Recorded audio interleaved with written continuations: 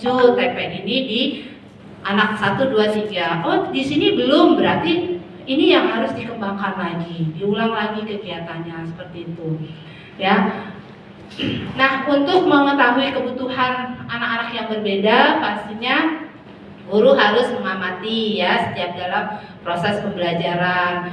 Atau apalagi kira-kira kita dapat informasinya dari mana? Ya, dari orang tua, dari observasi anak, dari guru kelas sebelumnya ya, atau kita cari tahu dari mbaknya dan seterusnya ya, dari celoteh anak, dari membaca rapot kelas sebelumnya ya, atau menggunakan berbagai penilaian yang melihat proses perkembangannya ya. Jadi sekarang ada yang namanya assessment formatif dan sumatif. Itu hanya istilah teman-teman, jadi nggak usah bingung. Formatif itu adalah penilaian saat dia KBM, sumatif itu penilaian kesimpulan akhir untuk di raport, seperti itu ya. Nah, yang kedua prinsipnya adalah pembelajaran dilaksanakan untuk membangun kapasitas anak untuk menjadi pembelajaran sepanjang hayat ya. Nah, kira-kira yang menggunakan lembar kerja atau buku paket memberi kesempatan anak untuk belajar sepanjang hayat atau bagaimana? Iya ya.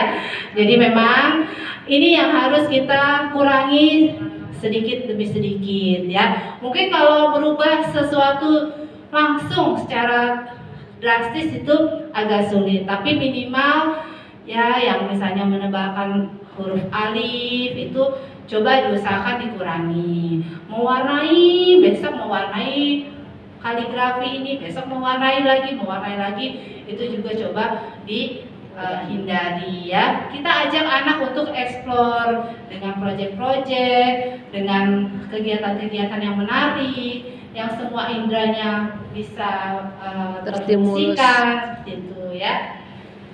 Nah, ini kan yang sering kita temui ya. Oke, kalau ini kan huruf-huruf ini ya Latin ya. Kalau kita di PAI mungkin huruf hijaiyah ya, seperti itu.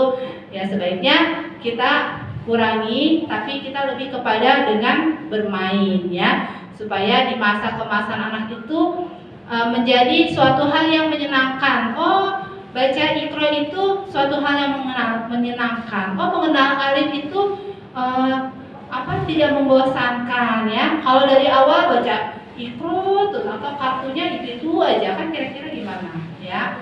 Nah, anak tentu pasti bosan.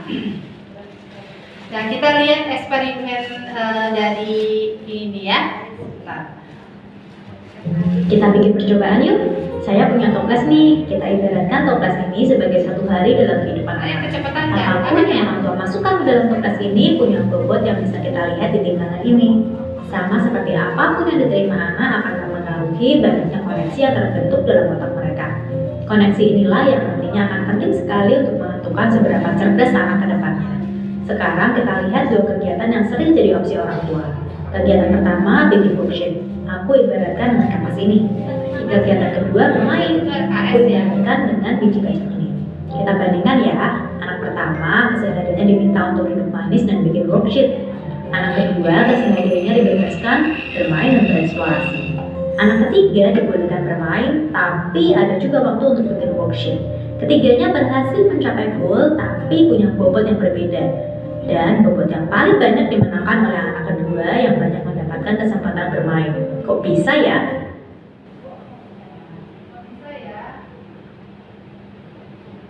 Nih contohnya ketika kita coba bangun di atas masing-masing toples ini, biji kacang ternyata bisa jadi fondasi yang kuat.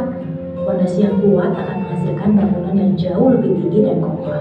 Sedangkan yang pakai kapas sulit sekali untuk digunakan membangun karena fondasi yang tidak kuat. Ini dia kenapa kok banyak orang dewasa yang tidak menyukai matematika, nggak suka membaca, kesulitan memahami perintah, sulit bekerja sama dan berpikir kritis, yang paling parah tumbuh tidak mencintai proses belajar. Sadar tak sadar hal-hal tadi disebabkan oleh fondasi yang tidak kuat. Ya, jadi kita harus meletakkan fondasi yang kuat kepada anak usia dini. Karena di masa 5 tahun pertama kita pastikan anak-anak itu merasa bahagia, konsep belajarnya positif ya, jadi tidak lagi bosan, tidak lagi memberatkan, karena yang namanya membaca, menulis dan sebagainya itu tergantung dari kematangan anak-anak kita ya.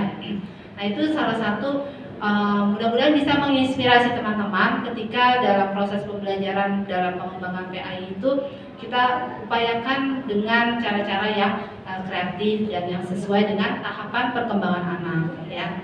Nah lalu juga prinsip pembelajaran yang ketiga adalah proses pembelajarannya mendukung perkembangan kompetensi dan karakter peserta didik secara holistik ya. Karakter seperti apa anak-anak yang harus kita kembangkan? Tadi karakter bergotong royong, karakter berbagi, karakter peduli dengan teman ya, karakter moderasi beragama itu yang 10 karakter ya, itu keteladanan ya itu dan sebagainya. Itu hanya bisa dilakukan ketika kita memberikan kegiatan yang memberikan kesempatan anak untuk explore ya atau bekerja sama ya. Kalau satu sendiri-sendiri dengan LK, kira-kira ada nggak kesempatan untuk berbagi?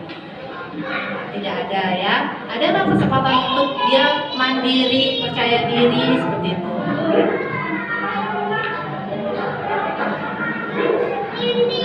Mungkin di dalam proyek membuat masjid ya. Jadi tidak lagi mewarnai masjid lagi, tapi lebih kepada kita sediakan bahan-bahan luspar, kita sediakan kardus bekas atau alat-alat barang-barang yang anak bisa berimajinasi membuat masjid impiannya seperti itu ya. Mudah-mudahan nanti bisa jadi seperti Kang Emil ya, sangat luar biasa kan hasil rancangan masjid-masjidnya ya. Ada Masjid Asmaul Husna di mana ya waktu saya di Makassar ya? Iya betul ya? Iya. Nah itu karena apa? Karena dari diberi kesempatannya untuk dia berkreativitas ya. Alangkah indahnya kalau anak usia dini kita juga kita berikan kesempatan seperti itu ya, insya Allah.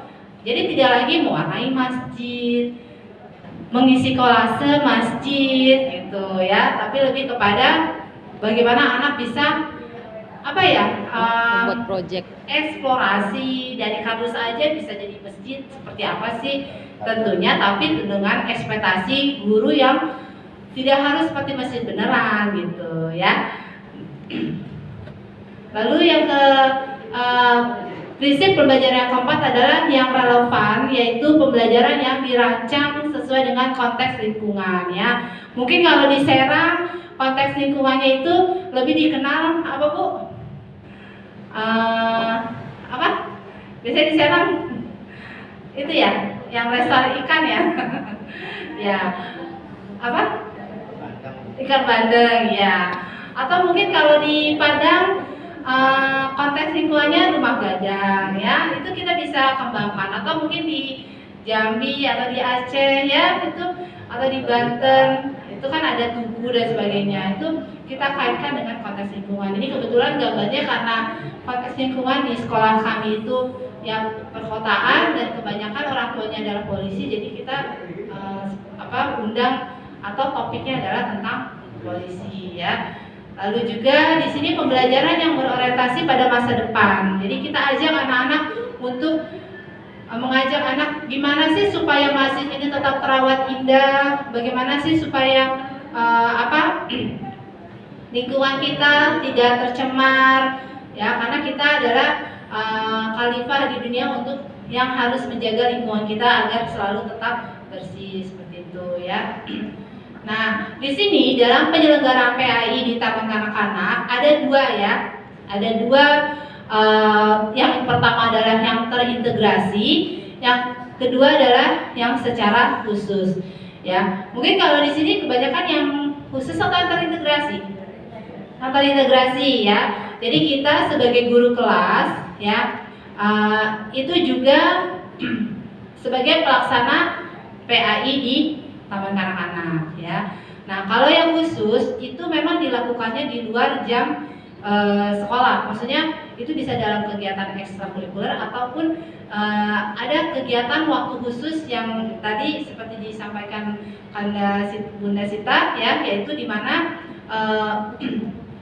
guru PAI TK adalah guru sarjana S1 PAI ya, rumpun PAI yang bertugas mengajar muatan PAI di taman kanak-kanak yang dibuktikan dengan SK dari sekolah ataupun mendapatkan pembelajaran dilaksanakan secara mandiri atau mendapatkan tunjangan dari Kementerian Agama ya. Itu yang tadi Bu Erna sudah sampaikan, harus masuk siaga dan seterusnya. Itu dipastikan Bunda semuanya ya, untuk di wilayahnya guru PAI yang secara khusus itu harus masuk ke dalam siaga supaya haknya dia juga mendapatkan tunjangan fungsionalnya ataupun sertifikasinya itu bisa didapatkan dari Kementerian Agama ya.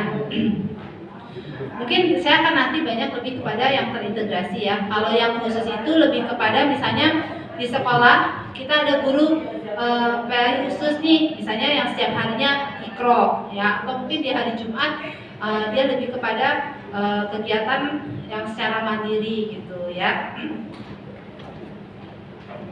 Nah, muatan pembelajaran PAI pada pada TK merupakan pengembangan dari nilai agama dan budi pekerti yang bersumber dari sebenarnya ada 3 ya. Yang pertama itu adalah dari Permendikbud Ristek nomor 5 tentang standar tingkat pencapaian perkembangan anak. Lalu yang kedua dari